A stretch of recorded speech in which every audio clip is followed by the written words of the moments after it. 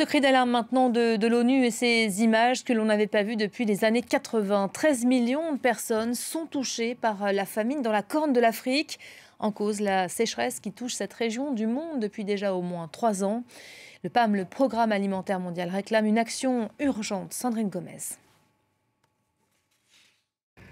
Un convoi incessant de charrettes remplies de fourrage pour le bétail, tiré par des zébus, souvent à bout de force.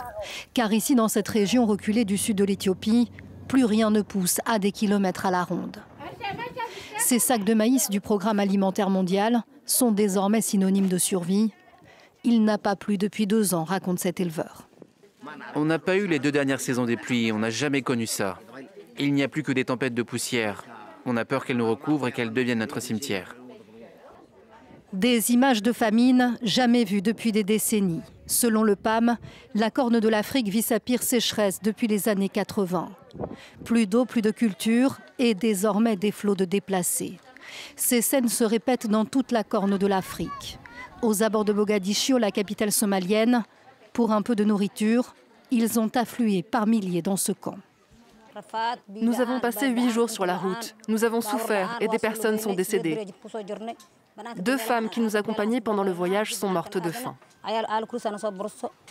Parmi les plus vulnérables, les jeunes enfants, comme dans cet hôpital.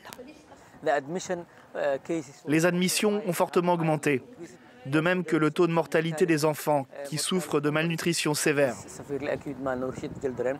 L'ONU en appelle à une action urgente car la situation ne devrait pas s'améliorer. Pour lutter contre la famine, plus de 300 millions de dollars seraient nécessaires dans les 6 prochains mois.